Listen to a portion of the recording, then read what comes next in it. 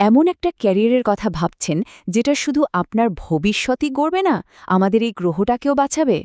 দারুণ! চলুন এই ব্যাপারটা নিয়েই একটু গভীরে যাই আর দেখি পরিবেশের প্রতি এই ভালোবাসাকে কিভাবে একটা সফল পেশায় বদলে ফেলা যায়। আর এটাই হলো আজকের আলোচনার একেবারে মূল পয়েন্ট, তাই না? আমরা অনেকেই তো পরিবেশ নিয়ে ভাবি, কিন্তু সেই ভাবনাটাকে একটা স্টেবল আর মিনিংফুল ক্যারিয়ারে কিভাবে নিয়ে আসা যায়, সেটাই আমরা আজ ধাপে ধাপে দেখব। তো চলুন শুরু করা যাক। আপনার গ্রিন সায়েন্সের জার্নিটা কেমন হতে পারে তার একটা প্ল্যান আমরা দেখব। এটা কিন্তু শুধু একটা চাকরি খোঁজার ব্যাপার না, এটা আপনার পুরো কেরিয়ার যাত্রার একটা নকশা। আসলে ব্যাপারটা হলো, এই ফিল্ডে কাজ করা মানে কিন্তু বিশ্বের সবচেয়ে বড় কিছু চ্যালেঞ্জের সমাধানে সরাসরি হাত লাগানো। মানে আপনি এমন একটা সুযোগ পাচ্ছেন যা আপনার কাজকে একটা অন্য মাত্রা দেবে আর আমাদের পৃথিবীকে আরও ভালো একটা জায়গা করে তুলতে সাহায্য করবে। দেখুন, আপনার সামনে মূলত দুটো প্রধান পথ খোলা আছে। একটা হলো চাকরির বাধা পথ, যেখানে একটা নির্দিষ্ট কাঠামো মেনে আপনি ধাপে ধাপে উপরে উঠবেন। আর অন্যটা হলো উদ্যোক্তা হওয়ার পথ, যেখানে আপনি নিজেই নতুন কিছু তৈরি করবেন, একদম নিজের মতো করে। তো চলুন এই দুটো পথের কি কি সম্ভাবনা আছে সেগুলো এক এক করে দেখে নেওয়া যাক। আচ্ছা, প্রথমে তাহলে চাকরির পথটা নিয়ে কথা বলি। এটাকে আপনারা একটা সিঁড়ি বেয়ে উপরে ওঠার মতো ভাবতে পারেন, যেখানে প্রত্যেকটা ধাপ আপনাকে আরও উপরে, আরও বড় দায়িত্বের দিকে নিয়ে যাবে।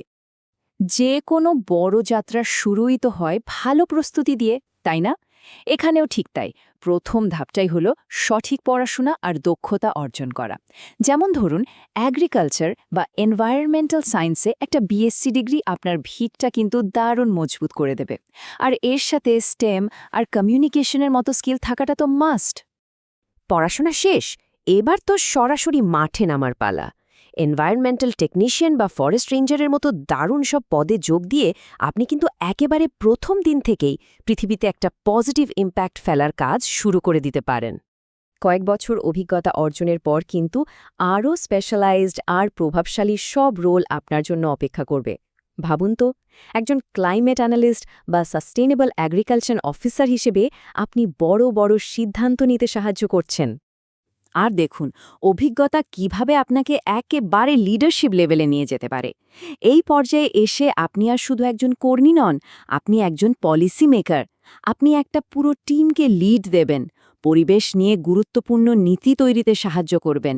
কি দারুণ ব্যাপার, তাই না? এক কথায় বলতে গেলে চাকরির পথের মূল আকর্ষণটাই হলো এর স্টেবিলিটি, একটা নিশ্চিত কেরিয়ার, নিয়মিত প্রমোশন আর সরকারি বা বেসরকারি বড় প্রতিষ্ঠানে কাজ করার সুযোগ।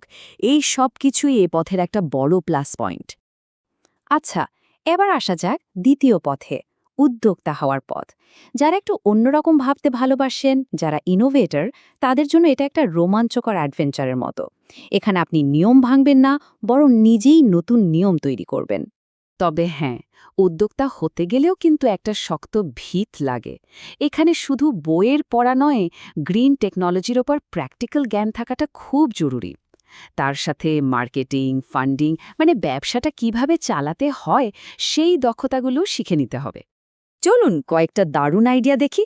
আপনি হয়তো একটা ইকো ফ্রেন্ডলি ফার্ম শুরু করতে পারেন, কিংবা সোলার প্যানেল বসানোর সার্ভিস দিতে পারেন, অথবা ধরুন ওয়েস্ট ম্যানেজমেন্ট নিয়ে নতুন কোনো সলিউশন নিয়ে আসতে পারেন। সম্ভাবনা কিন্তু প্রচুর। শুধু শুরু করলেই তো হবে না, এর পরের লক্ষ্য হল আপনার উদ্যোগের প্রভাবটাকে আরও বাড়িয়ে তোলা। মানে ব্যবসাকে বড় করা, আর্টিফিশিয়াল ইন্টেলিজেন্সের মতো নতুন টেকনোলজি ব্যবহার করা আর বড় স্কেলে কাজ করার জন্য সরকারের সাথে হাত মেলানো। এই পথের সবচেয়ে বড় পুরস্কারটা কি জানেন? স্বাধীনতা। আপনি নিজেই নিজের বস, নিজের আইডিয়াকে বাস্তবে রূপ দেওয়ার স্বাধীনতা। আর সবচেয়ে বড় কথা, নিজের কাজের মাধ্যমে সমাজে আর পরিবেশে যে একটা পজিটিভ পরিবর্তন আসছে, সেটা নিজের চোখে দেখার আনন্দ। কিন্তু যদি এমন হয় যে এই দুটো পথের মধ্যে কোনো একটাকে বেছে নিতেই হবে না, কি হবে যদি দুটোরই ভালো দিকগুলো একসাথে পাওয়া যায়? হ্যাঁ, সেরকমও কিন্তু একটা উপায় আছে। এটা কিন্তু একটা দারুণ স্মার্ট স্ট্র্যাটেজি। মানে আপনি একটা স্টেবল চাকরিতে থাকলেন আর তার পাশাপাশি ধীরে ধীরে নিজের উদ্যোগটাকেও গড়ে তুললেন। এতে কি হলো, চাকরির সিকিউরিটিটাও থাকলো, আবার নিজের স্বপ্নটাকেও সত্যি করার পথে এগিয়ে গেলেন। তো আপনি যে পথটাই বেছে নিন না কেন, কিছু টিপস কিন্তু আপনার জার্নিটাকে অনেক সহজ করে দেবে।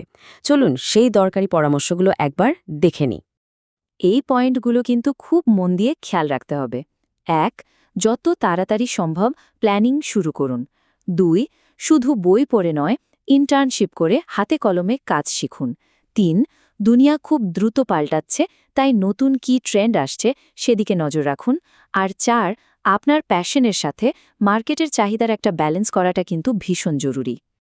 আসলে এই কথাটাই আজকের পুরো আলোচনার সারমর্ম। একটা ভালো করে প্ল্যান করা ক্যারিয়ার রোডম্যাপ আপনাকে শুধু একটা ভালো চাকরি বা ব্যবসা দেবে না, এটা আপনার পার্সোনাল গ্রোথ আর পৃথিবীতে একটা পজিটিভ ছাপ ফেলার দরজাও খুলে দেবে। আমাদের এই বিশ্লেষণ শেষ করার আগে এই প্রশ্নটা সবার জন্য। ভাবুন তো, নিজের কাজের মাধ্যমে আপনি পৃথিবীতে কি রেখে যেতে চান?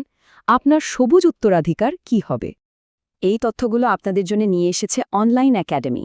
আরও জানতে হলে তাদের ওয়েবসাইট ভিজিট করতে পারেন অথবা গুগল প্লে স্টোর থেকে তাদের অ্যাপটিও ডাউনলোড করে নিতে পারেন।